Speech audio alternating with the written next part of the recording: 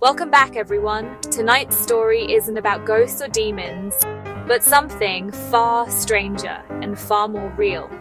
A creature so small it could sit on the tip of a pin. A creature that has survived the boiling seas, the freezing of Earth, even the death of the dinosaurs.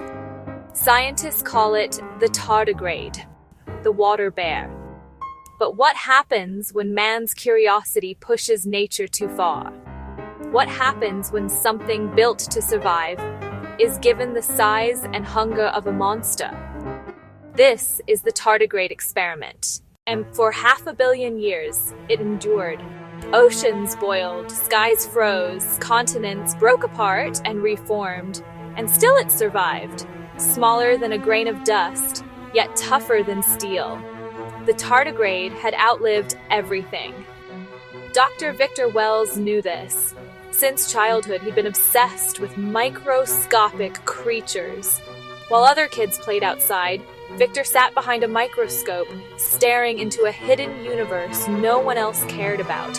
To him, these tiny beings weren't just specks. They were survivors, titans in miniature. And he dreamed of one day standing face to face with them. That dream became his life's work. In a crumbling basement lab in Cambridge, he built machines no one else dared imagine.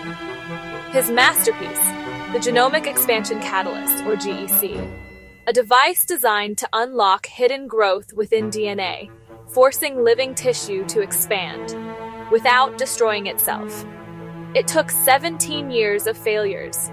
Explosions, dead test animals, funding lost, colleagues gone. But one stormy night, it worked.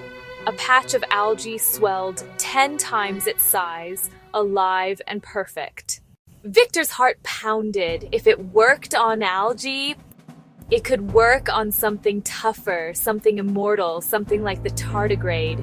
He isolated a specimen, barely visible under the lens, and placed it into his reinforced growth cradle. At first, it was beautiful. The tardigrade swelled to the size of a seed, then a marble, then a golf ball. Its claws flexed, its stubby legs twitched. Victor whispered, "Magnificent." But then came the mistake. His young intern, Liam, curious and careless, pressed a button.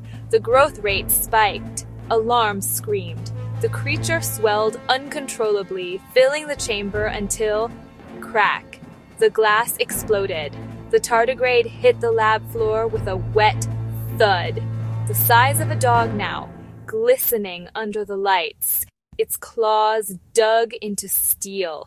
Its teeth sliced metal like butter. And then it turned its black, glimmering eyes toward Victor. It lunged. Victor and Liam ran, but the creature grew faster, stronger, larger with every breath. By the time it crawled out into the night, it was the size of a truck. By morning, a house. At first, news called it a hoax. Then came the shaky videos. A monstrous, bear-like insect, tearing through streets, devouring cars, trees, people. Bullets bounced off its armor, missiles scarred it, but it healed. Cities fled, highways choked with fear, and Victor watched, horrified. His dream had become a nightmare. Desperate, he proposed a reversal. The GEC could shrink as well as grow. If he could get close enough, he could collapse the beast back to nothing. So they tried. Soldiers dropped him onto the creature's back, now the size of a stadium. Victor strapped the device to its shell, fighting through chaos. And when its black eyes locked on his, ancient and endless, he pressed the button. Light rippled. Flesh collapsed. The monster shrank, and honestly, house-sized, car-sized, dog-sized, until it was gone. The world exhaled. The Cambridge incident was over. Or so they thought. Weeks later, pets vanished near rivers. Then livestock. Bodies found with surgical cuts. And when Victor tested the waters, he found them. Microscopic tardigrades, larger than they should be, infected with his altered DNA. The monster hadn't died. It had multiplied. And one night, the river exploded. A claw thick as a tree trunk shattered a fisherman's boat. The tardigrade had returned, bigger, smarter, hungrier, and this time it wasn't alone. Dozens of smaller ones scuttled behind it, tearing through the city.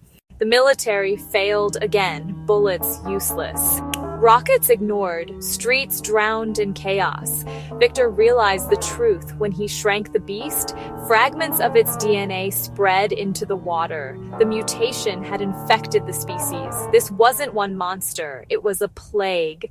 There was only one option: break into the vault, steal the GEC, and try one last desperate reversal. With the help of allies, scarred Liam, tough soldier Harris, brilliant engineer Rosa, Victor lured the creatures to an industrial zone. Flames lit the sky, explosives funneled the swarm, and Victor strapped the device to his chest. He walked forward as the colossal tardigrade rose, eyes like black mirrors, claws clattering like 1,000 knives. He pressed the trigger. A wave of searing light erupted. The monsters writhed, collapsing inward, shrinking, folding, vanishing into nothingness.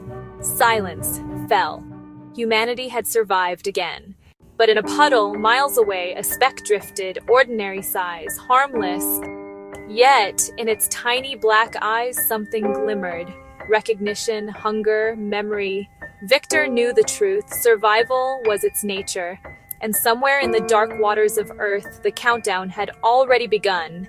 And that was the Tardigrade Experiment. A story of obsession, survival, and the dangers of pushing nature too far. If you enjoyed this story and want more like it, don't forget to subscribe to the channel. It helps more than you know. And if you'd like to support my work directly, you can find me on Ko-fi. Every little bit helps keep these stories alive. Until next time, sleep well.